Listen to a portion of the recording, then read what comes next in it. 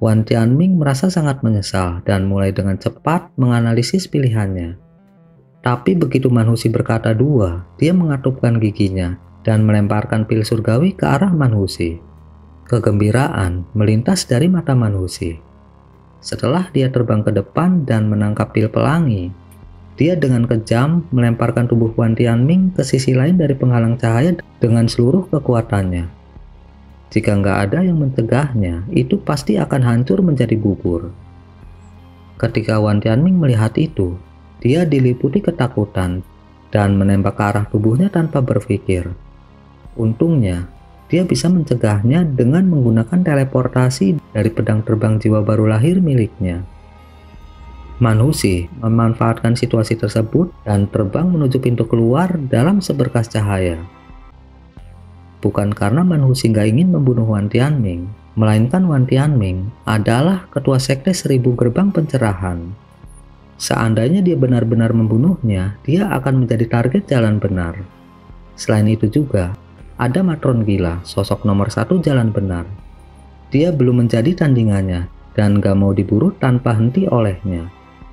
Karena musuh utama jalan iblis dan jalan benar masih Istana Bintang, dia secara alami hanya mengincar pil obat.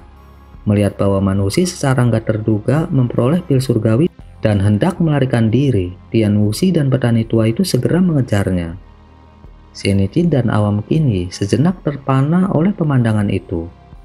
Setelah saling melirik, mereka mengejar nggak mau menerima kekalahan. Tapi sebelum pengejaran, Zenithine berubah menjadi awan hitam dan tiba di atas Han Li dan Wu Chou. Dia dengan dingin berkata, "Wu Chou, tetap di sini bersama Han Li dan jangan berkeliaran. Saya akan kembali sebentar lagi. Saya akan meminjamkan 2 mayat iblis ini kepada Anda untuk saat ini." Setelah itu dikatakan, 2 mayat iblis muncul di sisi Wu Chou dan Zenithine kabur di udara dengan sebuah kedipan. Para kultivator jiwa baru lahir semuanya mengejar Manhusi. Masing-masing membuat lubang melalui penghalang cahaya di tangga untuk mengejar Manhusi. Adapun Wan Tianming yang baru aja mendapatkan kembali kendali atas tubuhnya, dia menggertakkan gigi dan mengikuti mereka. Pada saat Wan Tianming memperoleh pil surgawi, Wu Chou sedang ditahan oleh Master Tulang.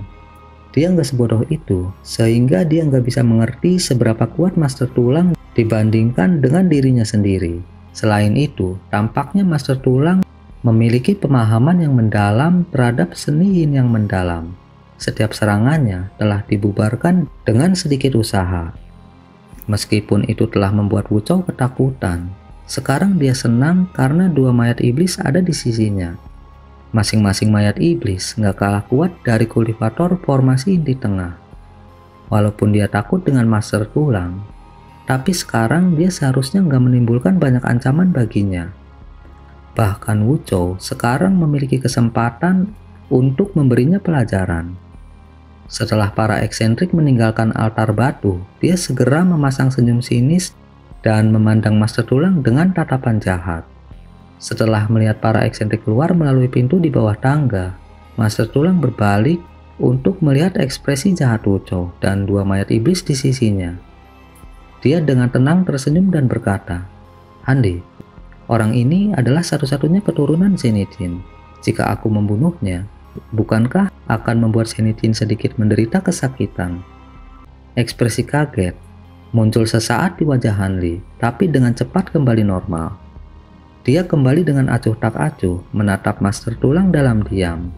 Ketika Wu Chou mendengar ini, dia menjadi waspada dan dengan ragu melirik Han Li. Pada saat yang sama, 2 mayat iblis di sisinya telah menghilang dari pandangan. Wu Chou dengan kasar berkata, "Han Li, apakah selama ini kamu telah berkomplot dengannya? Itukah sebabnya tadi dia menjatuhkan tongkat giok ke arahmu? Bagaimana kalau kamu memberikan harta karun itu kepadaku? Ketika kakekku yang terhormat kembali, biarkan dia memutuskan siapa yang akan menyimpannya." Mendengar tuduhan palsu itu dalam upaya merebut hartanya, Han Li menjadi tercengang. Jelas sekarang, Wu Chou telah melepaskan semua kepura-puraan untuk nggak menindasnya, karena dia merasa Han Li nggak lagi memiliki nilai apapun. Mungkin Zenithine juga telah memberinya perintah ini secara rahasia sebelum kepergiannya. Dengan pikiran itu, sudut mulut Hanli bergerak-gerak. Semua pedang terbang yang ada di tubuhnya berdenyut karena kegembiraan. Tapi Master Tulanglah yang pertama bertindak. Dengan sapuan tangannya, seekor ular hijau melesat dari tangannya ke lokasi yang kosong, menghasilkan ledakan yang tumpul. Segera setelah itu, bayangan hijau terungkap. Master Tulang menyeringai dengan jijik. Kemudian, dia dengan cepat menusuk kepada mayat iblis, menyebabkan teratai hijau muncul dari tubuhnya. Teratai hijau tumbuh subur sampai kelopak bunga benar-benar menyelimuti mayat iblis. Wuchou sangat terkejut dan buru-buru memerintahkan mayat iblis untuk membebaskan diri. Tetapi entah kenapa, hubungannya dengan mayat iblis telah sepenuhnya terputus, dan dia nggak bisa lagi mengendalikannya. Tepat saat dia berpikir untuk mengendalikan sisa mayat iblisnya, tubuh Master Tulang kabur dan tiba-tiba muncul kembali tepat di hadapannya. Ekspresi panik muncul dari wajah Wuchou saat dia buru-buru melindungi tubuhnya dengan awan besar Yinqi yang mendalam. Pada saat yang sama, kilatan tajam melintas dari matanya, dan dia membuka mulutnya, menyemburkan pedang hitam kecil yang menusuk ke arah Master Tulang dengan kecepatan lebih cepat dari kilat. Wajah Master Tulang terlihat sedikit mengejek. Kukunya segera tumbuh beberapa inci panjangnya dan menjadi setajam silet, membuat penampilan yang menyeramkan. Kemudian, dia mengulurkan tangannya ke pedang kecil itu dan menangkapnya tanpa perlawanan sedikit pun. Kulit Wuchou menjadi pucat pasi karena nggak percaya. Dia dengan cepat memerintahkan pedang terbang untuk kembali. Tetapi Master Tulang telah menggenggamnya di antara cakarnya dengan ekspresi jahat. Setelah berjuang untuk melepaskan diri dari genggaman Master Tulang, pedang kecil itu tersebar menjadi debu. Pada saat yang sama, wajah Wuchou memucat karena harta sihirnya hancur dan dia tanpa sadar menyemburkan kabut darah hitam. Mustahil, kamu... Wuchou hanya punya waktu untuk mengucapkan beberapa kata itu sebelum Master Tulang bergerak untuk menyerangnya. Cakar hantunya diselimuti spiral ki hijau, nggak lagi mampu berbicara lebih lanjut. Wuchou bersiul memerintahkan seluruh Yinqi yang berada di sekitarnya untuk menghadapi serangan yang datang. Pada saat yang sama, tangannya meraih bagian dalam jubahnya, ingin mengambil harta karun. Adegan aneh terjadi. Dengan kilatan cahaya hitam hijau, cakar hantu Master Tulang dengan cepat berbalik dan ki hijau yang mengelilinginya berubah menjadi hitam pekat, menembus beberapa lapisan Yinqi yang mendalam dari Wuchou, seolah-olah nggak ada apapun di sana. Wuchou menunduk ketakutan dan melihat cakar hantu menembus perutnya. Dengan mata penuh rasa nggak percaya, dia menggumamkan beberapa kata sebelum Master Tulang dengan dingin tertawa dan menembakkan aliran api hijau yang tak terhitung jumlahnya dari cakarnya, mengubah tubuh Wuchou menjadi abu dalam sekejap mata, meninggalkan sel hitam bersulam, sebuah cincin, dan kantong penyimpanan. Nggak lagi memiliki master, mayat iblis lainnya muncul di samping Master Tulang dalam kilatan cahaya hitam. Matanya benar-benar tanpa roh dan nggak bergerak berdiri di tempatnya, seolah-olah sekarang benar-benar mati. Setelah menyaksikan rangkaian peristiwa ini, hati Hanli bergetar dan ketakutan yang baru ditemukan terhadap iblis tua telah tumbuh di dalam dirinya. Sekarang jelas bahwa Master Tulang gak berbohong ketika dia mengatakan bahwa dia sangat mengenal kelemahan seni Yin yang mendalam. Ketika Wuchou menggunakan Yinqi yang mendalam untuk memblokir serangan itu nggak memiliki efek sedikit pun. Tapi anehnya, mengapa Master Tulang memilih momen ini untuk membunuh Wuchou? Apakah dia nggak takut Shen Yitin akan mengetahuinya? Mungkinkah Master Tulang juga akan menyerangnya? Pikiran Hanli yang khawatir mulai berputar. Dia menyiapkan 5 pita tembaga berwarna di tangannya. Jika Master Tulang membuat gerakan melawannya, dia harus bertarung mempertahankan nyawanya. Pada saat itu, Master Tulang telah mengumpulkan rampasan Wuchou dan memandang Hanli dengan senyuman misterius. Apa yang kamu lakukan menatapku seperti itu? Cepat keluarkan laba-laba giok darah milikmu yang lain. Yang lainnya sekarang sedang mengejar Manhusi, tapi kita nggak tahu berapa lama mereka akan kembali. Apa mungkinkah kamu nggak tertarik dengan harta kuali surgawi? Kata-kata Master Tulang mengejutkan Hanli dan menyebabkan pandangannya mengembara. Dia dengan hati-hati menyembunyikan keberadaan laba-laba giok darah lainnya. Bagaimana bisa Master Tulang tahu tentang itu? Hanli melirik mayat laba-laba giok darah yang udah lama mati. Laba-laba giok darah lainnya, binatang rohku telah dibunuh oleh tetua Istana Bintang. Entah bagaimana Master Tulang bisa tahu, tapi Hanli nggak mau mengakuinya.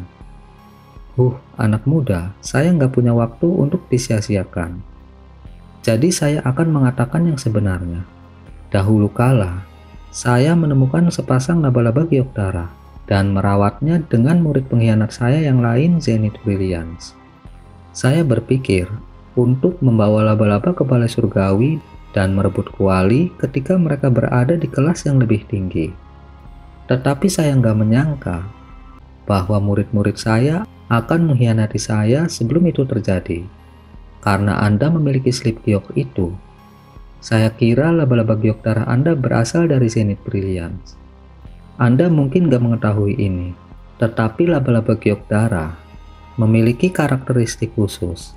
Meskipun satu sarang memiliki banyak telur, hanya ada 2 yang bertahan. Kedua laba-laba itu dipastikan merupakan pasangan jantan betina. Selain itu, mereka hanya dapat naik kelas ketika laba-laba jantan dan betina bersama. Ini adalah sesuatu yang secara pribadi saya simpulkan setelah mengamati sepasang laba-laba giok darah liar.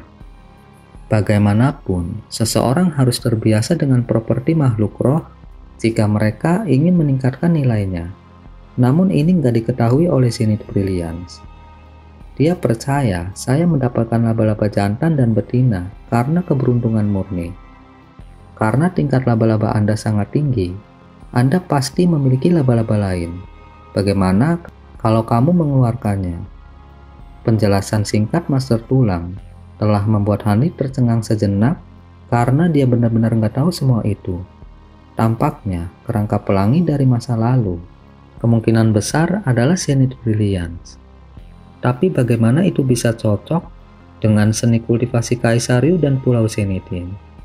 Meskipun pikiran Hanli dibanjiri oleh keraguan, dia menjilat bibirnya dan dengan tenang menjawab, "Itu benar, aku punya laba-laba giok darah lagi. Tetapi mengapa saya harus membantu Anda mendapatkan kuali surgawi? Apakah Anda bersedia memberi saya setengahnya? Selain itu, akan ada getaran luar biasa yang mengguncang dunia saat kuali surgawi diangkat. Bukankah itu akan menarik perhatian para kultivator jiwa baru lahir lainnya dan membuat mereka segera kembali? Itu hanya akan mempercepat kematian kita. Juga hanya dengan bantuan ular piton api, laba-laba giok darah mampu menarik kuali secara perlahan.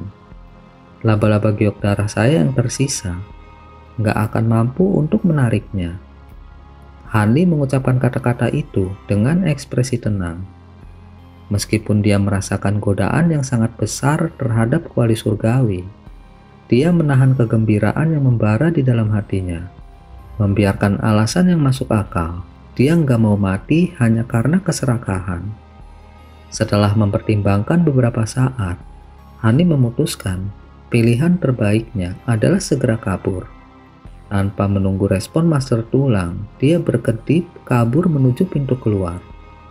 Namun, tampaknya Master Tulang sudah memprediksi apa yang akan dilakukan Hanli. Kata-kata berikutnya yang dia ucapkan menyebabkan Hanli melambat berhenti. Master Tulang dengan dingin berkata, "Anak mudahan, tidakkah kamu ingin memadatkan jiwa yang baru lahir? Efek terbesar pil surgawi adalah memurnikan akar spiritual bawaan kultivator formasi inti, memungkinkan seorang kultivator untuk memasuki tahap jiwa baru lahir dengan lebih mudah." Hanli terdiam sesaat sebelum berbalik. Dia menyipitkan matanya dan berbicara dengan rasa nggak percaya. "Memurnikan akar spiritual seseorang? Anda pasti mengira saya anak-anak. Bagaimana bisa ada obat legendaris yang menantang surga?" "Hehe, terserah kamu percaya atau tidak. Apakah Anda pikir saya telah menjalani tahun-tahun saya dengan malas? Saat itu, saya telah menangkap seorang tetua Istana Bintang. dan menggunakan teknik pencarian jiwa untuk memperoleh informasi ini. Desas-desus luar bahwa pil ini dapat menembus kemacetan tahap jiwa baru lahir, menyebabkan peningkatan besar-besaran kekuatan sihir seseorang dan dapat memperpanjang hidup seseorang, adalah benar-benar salah. Itu telah dibuktikan ketika Ketua Istana Bintang secara pribadi mengkonsumsi pil surgawi. Master Tulang dengan tenang melanjutkan dengan ekspresi ceroboh. Dan karena kamu telah mendapatkan Ninekeel Spirit Ginseng dengan efek luar biasa dari pil surgawi, kemungkinanmu untuk memadatkan jiwa baru lahir akan mencapai 40%. Jika Anda menunggu 300 tahun lagi untuk mendapatkan pil surgawi, efeknya akan sedikit berguna saat itu. Kemungkinan 40% untuk memadatkan jiwa baru lahir. Hani merasa pusing karena kegembiraan. Seolah-olah telah melihat pikiran Hani. Master Tulang tersenyum dan menambahkan, adapun kekhawatiran Anda bahwa getaran akan diketahui. Bahkan jika bencana besar melanda, nggak mungkin mereka bisa tahu, kecuali mereka melihatnya secara langsung. Penghalang sepenuhnya mengisolasi setiap gangguan yang terjadi dari dalam. Mereka juga nggak dapat menggunakan indera spiritual mereka untuk mengamati apa yang terjadi di sini. Kenapa lagi formasi bintang ekor ini begitu terkenal, bahkan di era kuno? Dan jika Anda mengkhawatirkan laba-laba giok darah Anda yang nggak dapat mengangkat kuali, jangan lupa bahwa saya adalah guru Zenithine. Bahkan sebagai hantu iblis, saya masih mampu memurnikan mayat. Dengan mengatakan itu, Master Tulang segera membuka mulutnya dan meludahkan bola cahaya berkilauan seukuran kepalan tangan ke arah mayat laba-laba giok darah di sebelah altar. Dalam sekejap mata, kabut hijau pekat menyelimuti mayat laba-laba yang dengan cepat menyerapnya. Sesaat kemudian, kedua bagian tubuh laba-laba yang terbelah mulai bergabung. Cahaya hijau berkedip dari titik sayatan dan laba-laba giok darah dengan gemetar berdiri sekali lagi utuh.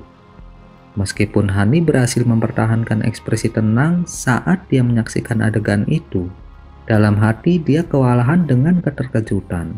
Dunia kultivasi benar-benar nggak kekurangan hal-hal luar biasa. Bahkan ada teknik bisa memurnikan mayat dalam sekejap. Master Tulang membuat mayat laba-laba berjalan beberapa langkah sebelum dia menoleh ke Hani dan dengan percaya diri berkata, teknik penghalusan mayatku lumayan ya. Meskipun mayat laba-laba halus nggak akan bertahan lama, dan itu agak lebih lemah daripada saat masih hidup, nggak akan ada masalah mengangkat kuali dengan laba-laba giok darah Anda yang masih hidup. Setelah kita mendapatkan harta karun itu, saya akan memberikan semua pil surgawi karena saya nggak membutuhkannya. Juga, aku akan menyerahkan setengah dari harta kuali surgawi lainnya kepadamu. Tapi kuali itu milikku. Bagaimana perasaan Anda tentang perdagangan ini? Kata-katamu mungkin sangat indah. Tapi bagaimana aku tahu kamu nggak akan langsung menyerangku setelah kuali surgawi aman? Bagaimanapun, kultivasi dan teknik Anda berada di atas saya. Ketika Master Tulang mendengar ini, dalam hati dia bersuka cita. Meskipun nada suara Hani cukup keras, jelas dia hampir setuju. Sekarang, itu hanya masalah tawar-menawar harga. Hasilnya, Master Tulang tersenyum dan buru-buru berkata, Hani, kamu terlalu rendah hati. Jika saya menebak dengan benar, jika kita bertarung sampai mati, kemungkinannya adalah 50-50. Selain itu, pertempuran seperti itu nggak akan selesai dalam waktu singkat, membuat kemungkinan yang lain kembali meningkat. Apakah Anda benar-benar percaya saya begitu bodoh, sehingga menyebabkan kematian kita berdua? Tentu selama Anda setuju untuk membantu saya mendapatkan harta karun, saya akan menyerahkan formula penyempurnaan Ninekeel Spirit Ginseng kepada Anda sebagai tanda kerjasama yang tulus. Setelah itu dikatakan, Master Tulang membalik tangannya dan melemparkan slip giok putih dengan aura kuno ke arah Hani.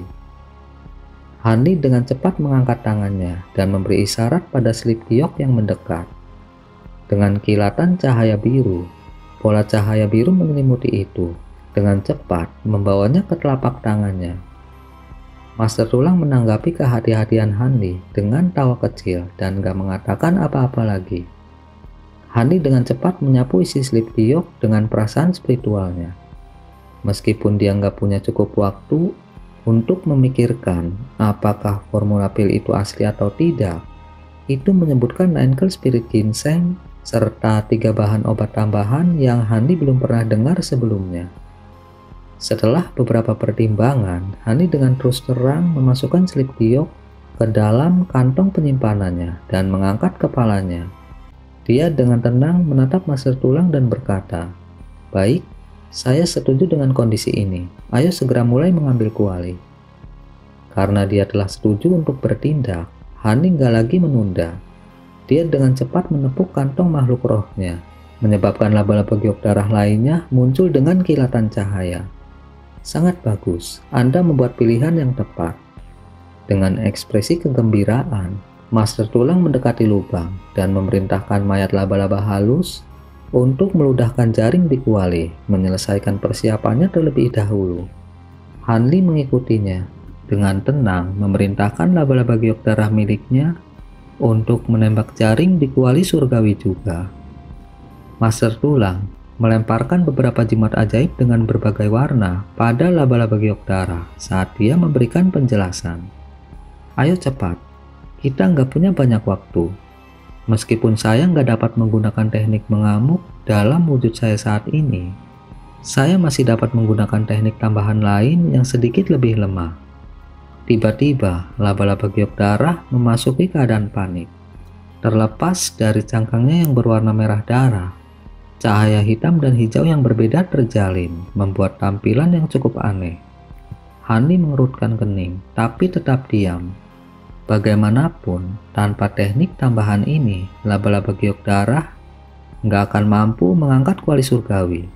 Dengan kekuatan gabungan dari laba-laba giok darah dan mayat laba-laba, kuali mulai naik dengan gempa dahsyat dan semburan cahaya biru. Tanpa perlindungan dari awam King Yi, Hanli hanya bisa mengandalkan dirinya sendiri. Dia buru-buru melemparkan penghalang atribut api di sekitar dirinya dan memanfaatkan lambang badak putih secara maksimal, membenamkannya dalam cahaya putih yang terik. Dan untuk lapisan dalam, dia melepaskan pelindung pedang inti biru. Lapisan cahaya biru muncul di dekat tubuh Hanli dengan percikan emas samar bercampur di dalamnya. Adapun Master Tulang, Ki hijau dengan keras melonjak dari tubuhnya, membungkusnya dalam penghalang hantu yang padat. Aku masih bisa menahan. Meskipun ki glasial yang dingin memenuhi Hanli dengan sensasi pembekuan tulang, sirkulasi kekuatan penuh dari seni pedang inti biru memungkinkannya untuk dengan susah payah menghindari pembekuan. Hal ini membuat Hanli secara pribadi merasakan celah besar antara tahap formasi inti dan jiwa baru lahir. Sebelumnya yang diperlukan hanyalah lambaian tangan King Yi untuk menghasilkan penghalang yang sepenuhnya melindunginya dari hawa dingin. Hanli menghela nafas dan memfokuskan sebagian besar perhatiannya pada lubang itu. Perhatiannya yang tersisa difokuskan pada Master Tulang. Terlepas dari kata-kata bijak Master Tulang, Hanli merasa perlu untuk tetap waspada terhadap iblis tua. Dengan kekuatan laba-laba giok darah yang hiruk-pikuk, kuali surgawi mulai perlahan naik sekali lagi. Tetapi untuk beberapa alasan yang gak diketahui, Hanli merasa itu sangat lambat dibandingkan dengan upaya terakhir. Seolah-olah setiap inci yang dinaikkan membutuhkan waktu yang sangat lama. Banyak yang membuat Hanli kesal.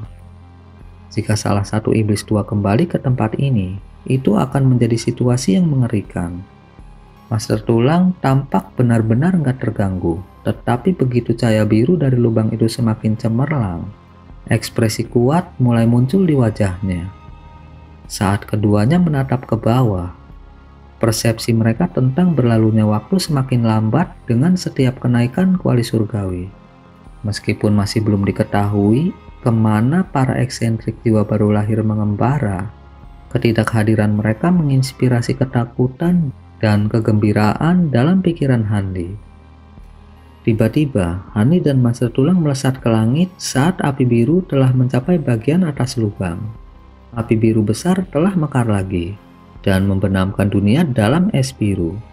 Saat Hani menatap bayangan samar yang terkandung di dalam api es, dia bisa mendengar jantungnya sendiri berdegup kencang sebagai antisipasi. Terakhir kali Kuali muncul, dia telah sepenuhnya fokus pada iblis tua dan gak memeriksa Kuali sedikit pun. Sekarang, dia memiliki kesempatan untuk menyaksikan penampilan aslinya dengan matanya sendiri. Meski hanya sebagian yang terungkap, dia masih bisa melihatnya dengan jelas. Kuali surgawi memiliki dasar yang rata, 2 pegangan dan 3 kaki. Dengan tinggi lebih dari 1 meter dan lebar 3 meter, itu nggak bisa dianggap sangat besar. Itu memiliki tutup yang sedikit menonjol, yang ditutupi dengan ukiran binatang dan serangga bersama dengan berbagai pemandangan. Meskipun tampak kasar dan kasar, mereka benar-benar hidup dan memancarkan aura zaman kuno yang liar. Saat Kuali keluar dari lubang, dengungan samar terdengar yang secara bertahap menjadi lebih keras. Pada saat yang sama, api biru yang mengelilingi Kuali berkobar sebelum membengkak hingga beberapa kali ukuran aslinya.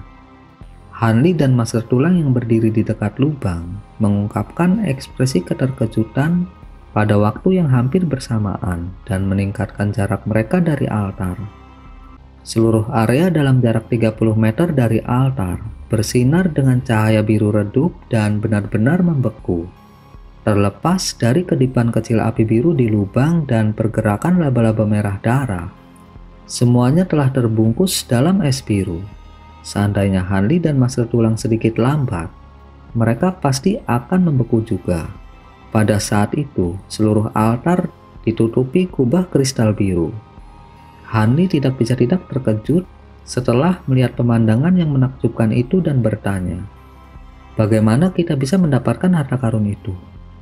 Hanli menatap pemandangan beku yang luar biasa tanpa tahu harus mulai dari mana. Master Tulang menatap ke api es surgawi dengan ekspresi serius dan berkata, "Itu bukan masalah. Saya memiliki cara untuk menahan api es surgawi. Api hantu jiwa mendalamku juga bersifat dingin. Meskipun ini sama sekali nggak sebanding, saya akan dapat menembus kristal dan memisahkan api dari Kuali. Saat itu juga, Anda akan mengeluarkan Kuali dari lubang." Meski suaranya terdengar dingin, Hani bisa melihat sedikit kegembiraan. Hani kaget Master Tulang mengambil inisiatif untuk menangani api biru yang sangat berbahaya, dan ingin dia mengeluarkan Kuali itu. Karena ini benar-benar sangat nggak terduga. Dia tidak bisa tidak melihat Master Tulang dengan ekspresi aneh. Hani sama sekali nggak percaya bahwa iblis tua melakukan ini karena kebaikan. Namun, metode ini sepertinya nggak memiliki kesalahan. Mungkinkah lebih berbahaya mendapatkan Kuali surgawi? Kecurigaan mulai melonjak di benak Hanli. Secara alami, Hanli pasti akan menolak jika Master Tulang mengusulkan agar dia menangani api es surgawi, dan Master Tulang akan mengurus harta karun itu. Dengan pemikiran itu, Hanli hanya bisa setuju. Dia tidak bisa mundur sekarang, jadi satu-satunya pilihannya adalah bergerak maju dengan kebijaksanaan. Jika ada yang salah saat memperoleh Kuali, dia secara alami akan memilih untuk menyelamatkan hidupnya sendiri daripada mendapatkan harta karun itu. Setelah sampai pada keputusan ini, Hani dengan santai mengangguk setuju ke arah Master Tulang. Master Tulang menanggapi dengan senyum senang. Kemudian, dia melirik api es beberapa kali dengan ekspresi aneh sebelum tubuhnya mulai berputar di udara. Ki hantu mulai berputar di sekitar tubuhnya, menciptakan tornado hijau tua selebar 3 meter. Udara di sekitarnya menjadi kabut tebal yang sesekali mengeluarkan ratapan samar-samar. Angin puyuh kemudian jatuh ke arah api biru. Setelah gemuruh besar meletus saat angin puyuh jatuh, memicu semburan api, Hasilnya adalah pilar merah dan putih setinggi 40 meter yang berputar di sekitar inti api hijau tua. Itu benar-benar nggak memiliki kehangatan dan malah memberikan kesan yang sangat dingin. Mata Hani melebar saat dia menatap pilar api yang bertabrakan dengan embun beku biru.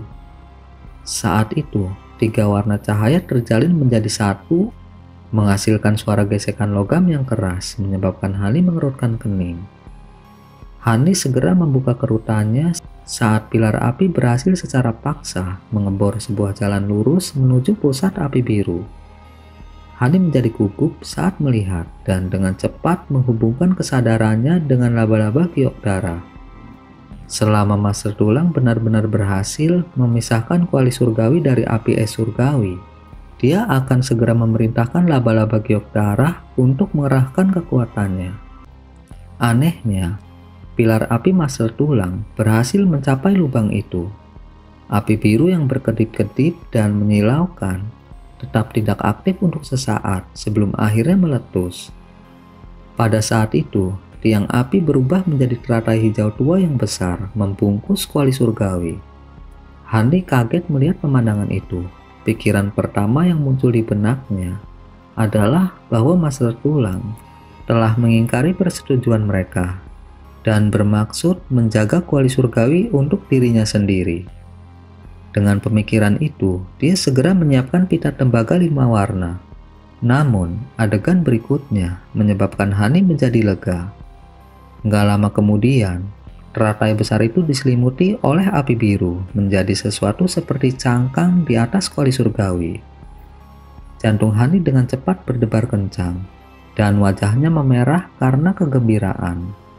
Dia menghela nafas kagum pada teknik luar biasa Master Tulang dan dengan cepat memerintahkan laba-laba giok darah untuk mengerahkan kekuatan dan daya angkatnya. Dengan teriakan nyaring, jaring yang kencang itu bergetar hebat saat laba-laba giok darah menghambur ke kuali dengan sekuat tenaga, menghasilkan hasil yang gak nyata yang sama sekali gak terduga. Kuali yang mereka anggap sangat berat terbang ke sisi Hani, seolah-olah nggak ada bobot sama sekali. Hani sangat gembira pada awalnya, tapi pikirannya kemudian menjadi kaku. Nggak berani ceroboh, dia mengangkat tangannya dan menembakkan 2 kabut cahaya. Mereka tiba-tiba berubah menjadi tali di sepanjang jalan dan melilit kedua pegangan kuali. Dengan teriakan yang berat, kuali itu jatuh sekitar 10 meter di depan Hani. Hani agak tercengang melihat betapa mudahnya mendapatkan kuali surgawi. Dia samar-samar merasa bahwa alasan mengapa harta itu mudah diperoleh adalah karena telah dipisahkan dari api es surgawi. Namun, pikiran itu hanya bertahan sesaat sebelum terlempar ke belakang pikirannya. Hanli kemudian mengguncang talinya, menyuruhnya membungkus kuali dan perlahan menyeretnya lebih dekat. Dengan mantra yang bergumam, tali dengan cepat memudar dan perlahan-lahan menjatuhkan kuali surgawi ke tangannya. Rangkaian peristiwa ini berlangsung dengan sangat mulus tanpa kecelakaan sedikit pun. Hanli mengusap jarinya ke tutup kuali, gak berani mempercayainya. Kuali surgawi yang dikenal sebagai harta karun nomor 1 di Laut Bintang tersebar, sekarang dalam genggamannya. Hani dengan penuh perhatian menatap miniatur kuali seukuran kepalan tangan di tangannya. Ketika pikiran aneh melintas di benaknya, kuali ini gak mungkin palsu kan? Pada saat itu, pikiran Hani terganggu oleh tawa gila. Dengan api es surgawi, api yin yang mendalam dan petir penakluk iblis bersatu bersama, saya akan dapat menumbuhkan api asura suci. Saya nggak salah menebak. Itu jelas suara Master Tulang, tapi suaranya dipenuhi dengan ekstasi. Untuk beberapa alasan yang gak diketahui, hati Hani jatuh dan tubuhnya menjadi dingin. Dia memicingkan mata ke kuali kecil di tangannya dan melirik tanpa ekspresi kepada Master Tulang. Apa yang dilihat Hani membuatnya khawatir. Teratai hijau sudah menghilang, sebagai gantinya adalah Master Tulang dengan bola cahaya selebar kaki di tangannya. Pada pandangan pertama, bola cahaya tampak berwarna hijau tua. Tetapi setelah pemeriksaan lebih lanjut, Hani menemukan api biru menyala di tangannya. Meskipun lapisan luar hijau tua menyelimuti itu berkedip dengan gelisah dari satu tempat ke tempat lain. Tapi yang lebih mencengangkan adalah percikan hitam petir yang ditembakkan dari bola itu, menghasilkan sedikit guntur di setiap kemunculannya. Ekspresi Hani berubah. Mungkinkah ini adalah rencana Master Tulang selama ini? Sebelum Hani bisa menyelesaikan pikirannya dan mencari tahu secara spesifik apa yang telah terjadi, Master Tulang mulai berjalan perlahan menuju Hanli, berhenti ketika dia sekitar 30 meter jauhnya. Pandangannya jatuh ke kuali surgawi yang dipegang erat oleh Hanli. Dengan ekspresi aneh di matanya, dia berkata, "Bagus sekali, sepertinya nggak ada yang salah dengan rencanaku."